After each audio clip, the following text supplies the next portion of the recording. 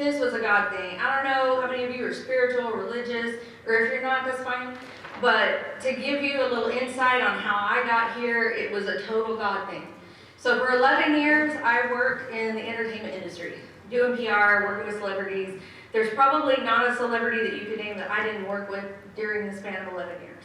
From the Kardashians to Kevin Bacon, I worked with everyone. We were doing product placement, high-profile product placement for huge events like the Grammys, the CMAs. We had the Miss America pageant contract 3 out of 5 years. I've put products in some of the movies that you've watched. So that's what I was doing. And then I just hit a wall. And I was sick of the culture. I was sick of the ego, the entitlement. I hated it. And I kind of fell out of love with what I was doing. So someone convinced me to go back to school, got my master's degree in sports, and it was crazy because I remember sitting there going, I don't want to do the sports degree. It doesn't make sense. But I got led down that pathway, and as I learned sport law and ethics, I fell in love with it. I've always loved the sport, but I can remember the moment that God placed that calling on my life. It felt like oil just going all down my body, and this was my thing. It gives me goosebumps remembering it. So everything that I'm going to tell you this weekend is coming from, number one, a place of experience. I worked hard to know what I know. But two, is coming from the bottom of my heart. I actually care about players. I mean, I really do. I have guys here, they can vouch for that because they know, okay? So that's kind of my background.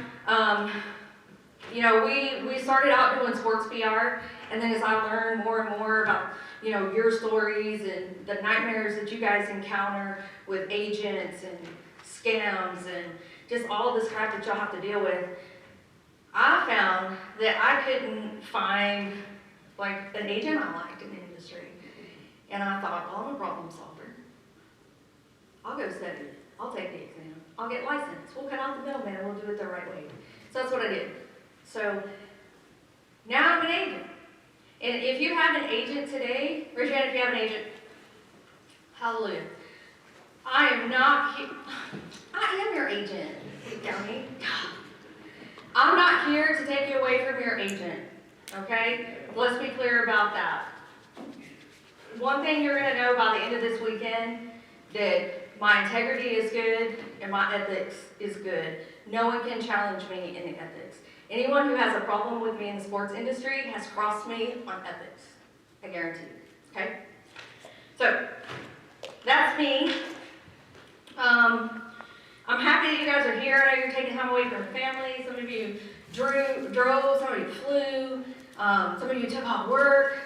There were other places you could be this weekend, but you being here tells me that you're very serious about what you're trying to accomplish. And that's good, because I'm very serious about what I'm trying to accomplish too.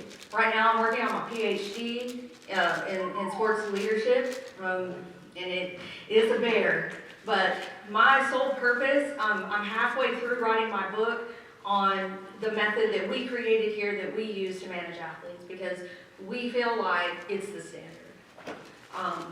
So that's what I'm passionate about. It's what my dissertation is about. I'm really here to make a wave. And you're here because you want to make a wave. So we're kind of all on the same team this weekend. And speaking of teams, because I know y'all are dying of curiosity and you're confused. With COVID, we had to consolidate, okay, our gold team and our black team. So your black team, and we're bringing in a team to play you, and they're very good. So whether that disappoints you or it inspires you, you got a battle ahead on Sunday. Not even gonna lie. Coach Collins will tell you who your opponent is tonight, and you can mentally prepare and check out their film. You're absolutely getting film. So yes, don't worry about that. I got you. So in order to stay dedicated to our job, as you can imagine, it takes a village. And we're at half staff here today because we have people all across the country. But I want to introduce the staff that is here today. Andrew, you've already met.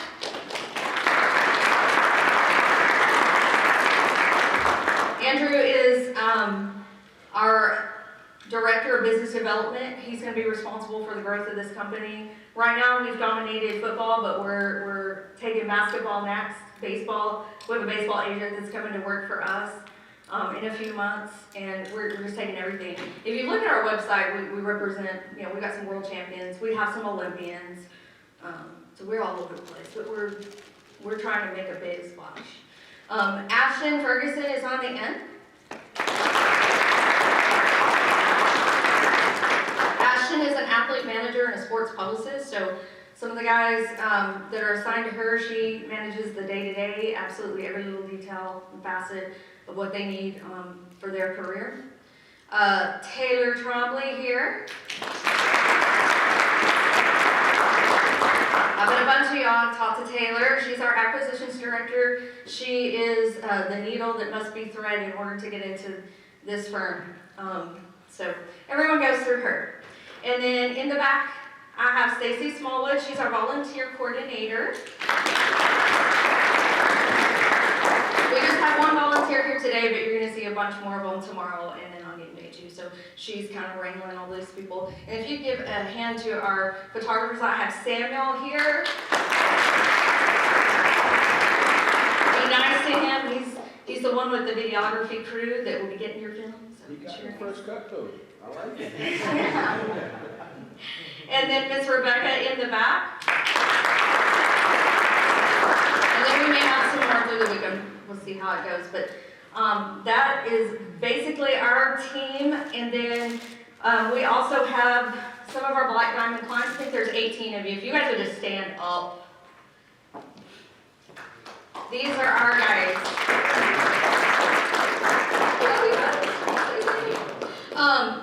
These guys that are here are going to be your mentors for the weekend. They are a product of the Black Diamond Method. They will tell you how it works, how it's helped them, how it's shaped them. A lot of them did not have to be here this weekend because they already have contracts. But they're here to help you. They're here to continue learning, which is an important part of the process. And I love you guys. I'm so glad that you're here. All right, guys. My information is up on the screen. If you have a cell phone and you need to save my information, plug it in. You can call me, text me, email me if you need anything. This might come in handy later today when we got to get you guys to the field. Someone can text me and say, help, I'm still at the hotel and I need a ride. So we're going to make sure you guys get there. Okay.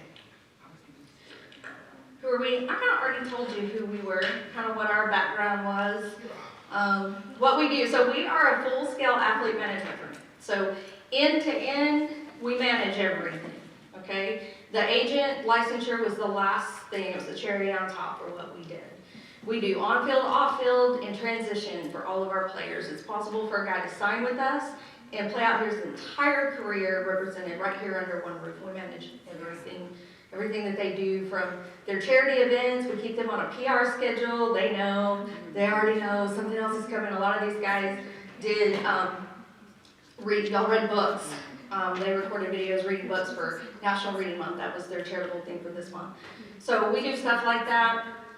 Make sure they go where they need to go, and most important things, marketing them, making sure that teams know about them, and kind of keeping them in the fold.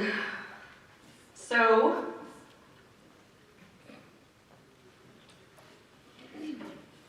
I'm trying to see what else I missed. Okay. Before I jump into the first topic, Taylor is our game purveyor for the weekend. And we have tons of crap. Like, y'all are living here with so much stuff. I hope it fits in your suitcase. For real. But we got a ton of stuff that we want to give away, and then tomorrow, when you do your SME experience, you're getting bags of stuff. So, so the reason that we started our own symposium is looking out at the education that's available to undrafted free agents. We noticed, no offense, that y'all don't know a whole lot about it, a lot when it comes to the industry. It's true, you don't. You just don't. And it's not your fault. There's a huge gap in the industry, and I think that it's to let people take advantage of you. So I got tired of seeing that when I started a few years ago working solely in sports. I hated it. I saw guys going places get taken advantage of. You got fake agents trying to take 10% of your contract, enter your license, you don't even know where to look. And so we decided to take the method that we developed and open it for everybody. So whether you're signed here, or not, there's 18 of them that aren't, the rest of you aren't. But I'm squeezing as much as I can tell you in one weekend. So even if you're not signed here, my hope is that you're gonna walk out of here knowing a whole lot more and understanding a lot more about the process than what you knew before. So that you aren't being taken advantage of. Because I hate that. It's my biggest thing. So that's why we started this. We're trying to make this an annual event. I've been asked to do it twice a year, to have a fall preview and a spring showcase. Haven't made a decision on that. So we'll see how this one goes. All right. One of the first things that you're going to notice, if you haven't already, about your binders, is that many of the pages are blank. Right? You're probably like, what the heck? What a waste of paper. The reason for that is because you're going to be solely responsible for the information that you leave here with this weekend. That's not on me. It's not on anybody else but you. If you decide to sit back there and take a nap and leave with no knowledge, that's not my problem, okay? I'm just asking that you guys pay close attention, stay awake, stay off your phones, ask questions and take notes. I will give everyone an opportunity at the end of every topic to ask some questions. And our time is probably going to be all kind of crazy because we're running late anyway. So don't look at that. Making players understand their value and worth is probably the number one thing that I'm passionate about. I'm going to teach you a lot of things this weekend, but what I really care about is that you know your place in your own life and in your own career. So find just like a blank spot. We're going to just do a quick exercise. Find a blank spot somewhere you can write. I want you to write down, and these are one-word answers, guys, just 10 things that you are. Maybe you're a father, a brother, you're a football player, maybe you're a provider. 10 things. It looks like some of you are struggling. Or maybe you don't realize what you are or how much you are or something, if I had to guess.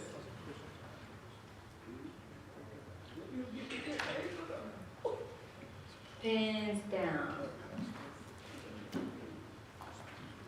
So all of you just wrote down a bunch of stuff, and maybe you didn't get to 10. But I'm willing to bet that there's not a single man in this room that wrote CEO on his list. Y'all are skipping it, all right? But the rest of you didn't. And why? Why didn't you? Why didn't you think of that? Do you think?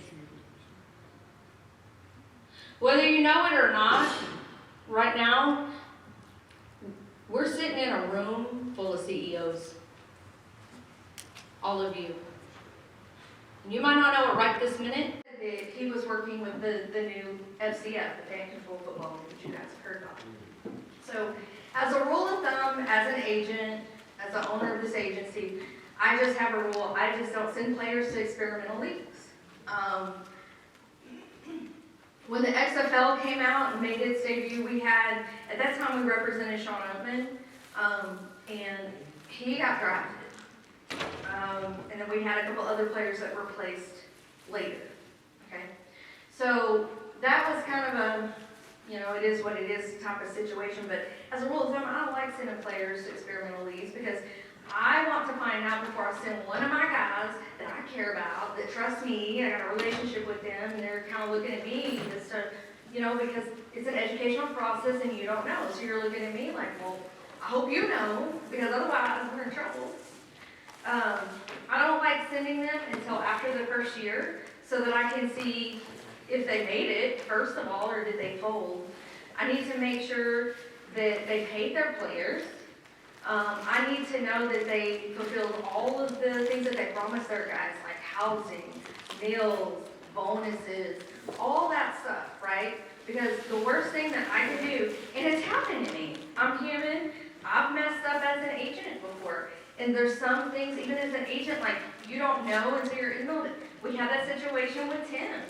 And he's still here, he's faithful to the process, we went through it together, but he went to a team and they lied to us. We had a contract, everything was written out, black and white, and then when he got there, the housing was messed up, they weren't feeding him, meals were in there in the contract.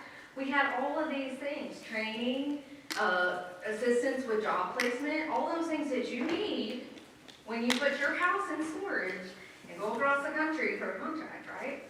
We had all that in writing, okay? But when it came down to it, he got there and it didn't happen.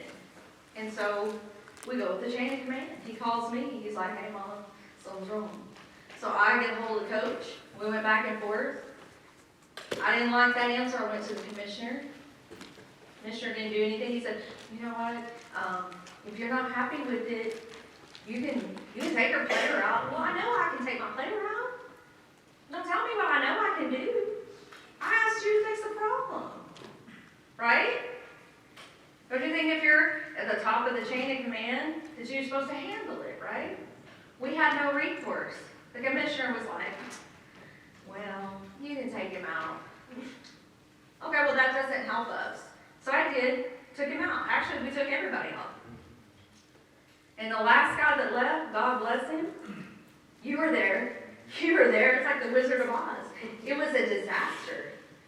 So, you see what I'm talking about? I'm going to skip back, rewind. You got Uncle Joe doing your contract. He's got no recourse. You think the commissioner would have talked to Uncle Joe? No. The head coach probably wouldn't have either. But they barely dealt with me. And they made excuses. And they stood behind the fact that they didn't uphold the agreement. And then they lied about it. So I pulled them out. And now we won't send any player to that league. Period. Ever. But the sad thing is, because it's so disorganized, you have some teams in that league that do follow the rules, and apparently some that just do what they want to do. So sometimes that even happens to me, and we don't know until they're there. These guys were sending me pictures, videos. We were having team conference calls nearly every day. But we got out, and we did what we could. So sometimes stuff like that happens and you can't help it. Where was I going with all that? Let me lock my brain right over. What are we talking about? Experimental leagues, thank you. So this was a situation where that hadn't happened before, but that's why I have a pretty hard, fast rule that unless you're overthrowing me, because as the CEO of your brand, you can do that. You can say, well, Brandy, I appreciate you advising me on that, but I don't want to do this. You're the boss. Go ahead. But some of these new leagues that come out, it just, until I see it play out, I don't want my guys to be guinea pigs because they trust me. Right? And it comes back down to relationships. And they trust that we're going to do what we need to do to take care of things. And that's why they're still here. No one's mad. It's just going to happen. So this guy was telling me he was part of the new FCF and all this stuff. And so we went and looked at his website. He's got NFL and CFL logos on his website. Well, working in the entertainment industry, I know a thing or two about copyrights, intellectual property laws, and I'm like, fun fact. Did you know that the NFL makes more money on copyright infringement lawsuits than they do on ticket sales? Mm-hmm. So it wasn't that hard to pick up the phone and call the NFL and to call the CFL and say, do you know this dude? Because he's soliciting players under the guise that he is in affiliation with the leagues. And they, oh man, we don't know this dude. So they forced him to take the logos off his website because that's false advertising. Now you, as a player, that's how you get taken advantage of, right? Because you're like, dude, this dude's inviting me to work out. He's got NFL, CFL attachments, right? It's on his website. But he was wrong, and he's lying. He wasn't affiliated with them. But if you didn't have someone watching out for you, asking those questions, you might have spent the money and gone to a workout, wasted your time. But where he crossed me, we go back to the ethics again. So not only did we catch him in all that stuff, but he told my client, Rustum, Well, back up. Russom had been in an auto accident before that, enough to mess up his back and his neck. He wasn't medically cleared to do anything yet. This guy kept calling him and calling him and calling him, saying, dude, you gotta come on, man. What was it, Ashton? It was, how many hours of a drive was it? Do you remember? It's like 6 or, I don't remember. it was long. We'll say 6. I don't know if it was 6 or 8. But this dude was telling him, dude, I will cover your fees. Well, I mean, I'm gonna get you signed. You're gonna go to the FCF, you're gonna play, and then you're gonna go to the NFL. Boy, if you thought the NFL was looking, I mean, I would have known that. You know what I mean? So he called me because relationship, we talk. These guys tell me every time they sneeze almost.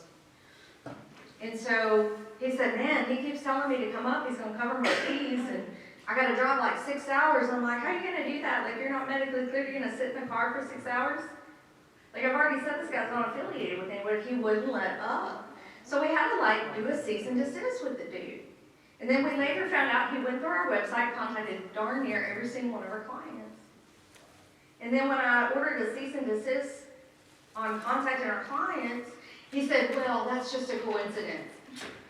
It's an accident that you just contacted every person we represent almost? Don't think so. So we had that, and then the dude kept calling me and harassing me over and over and over again, and I kid you not, last week Justin still got an email from the dude. That's how desperate they are to take advantage of you, because you don't know better. Because you want to play football. And God bless you, you're naive. And that's just innocence. It's not your fault. But that's, people live and die to make a fast buck on you guys because they know that you're desperate. But see, you're learning how to spot the crap now, right? I hope so. So that's a fun fact. All right, what else? What other question do you have? Yes. What's your feel about like newer teams in the already established leagues? What's that? What's your thought like on new teams in already established leagues? Ooh, new teams kind of fall under that experimental stuff. Like I want to see what they're doing. And working with a couple of leagues and a couple of teams that we've tried to help, like with COVID this year, getting sponsorships and endorsements was a huge thing. Just people aren't writing checks, you know what I mean? Stuff like that. So a lot of these newer teams, they're going to struggle, but they really want to have a season. They may not be totally honest about where they're at. Now, I've got guys in this room that are with, I'll use your team. They were real honest, and they've been excellent with their transparency, which is what I expect as an agent when I send a guy somewhere. They called us up, and their original plan was to join a league. Turns out, you know, the financial side, it costs a lot of money to get put into a league and included, and they were like, no, with COVID, you know, I just don't think we're going to be able to pull it out. So they called me before they told the guys, and I just thought that was very respectful. That was top notch. And he was like, look, we've got a bunch of your guys that we have offers, you know, on the table in current contracts, but here's the deal. Here's our situation, and this is the decision that we're going to make. I'm just letting you know, and we're going to have a conference call with the guys and explain it to them. It's enough not to pay for repeat tryouts. Okay? Have you ever gone to a workout and you paid like $40 and you worked out, and then they were like, oh man, you know, we kind of liked you. Can you come back in 2 weeks? And it'll be $40 again. And I'm like, And I told, well, there was a team, some of my guys worked out, I don't remember which ones, but they tried to do that. And I called them up and I said, paying again? I don't think so. I said, you either came with some video cameras and you got some footage and you saw what you needed to see, or you didn't, but we're not coming back. Cash only, that's. Cash only. No, that's disrespectful. I'm not saying that in every case they're trying to mesh all over. Maybe sometimes they need a second look. I'm just saying, make them waive the fee. And be like, well, dude, didn't you get some film? Didn't they see you run your 40? I had a team one time with Cyril, CFL. They wanted him to come to Texas. They're like, we just want to see him run. He got things to do. Are you interested or not? Before we gotta jump through some hoops. And luckily, we didn't have to go that way, but. I was like, Cyril, all you have to do is come to Texas and run. That's it.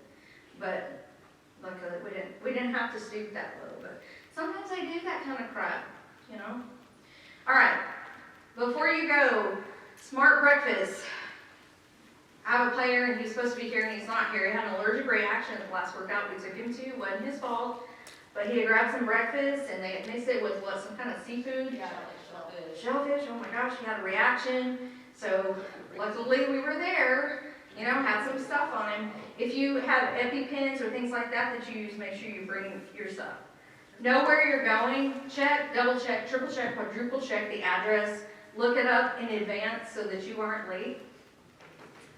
Always tell my guys you get there 30 minutes early. Leadership rule of thumb. First to arrive, last to leave, right? Some of you were probably coached to do that anyway. Show up early. Bring everything you need. Hydration. If you use recovery products, bring quick energy snacks that you can pop during your water breaks.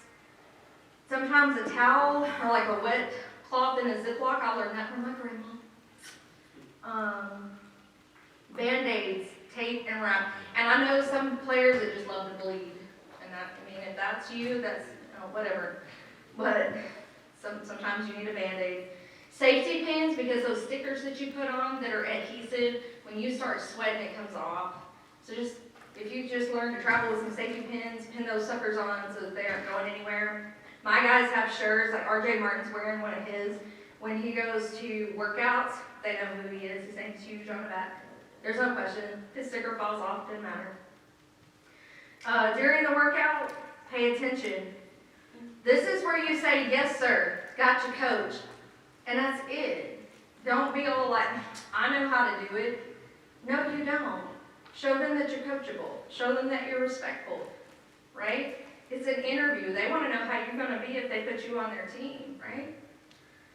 Come dressed for your position drills. Most people do, but I mean, it's on here for a reason.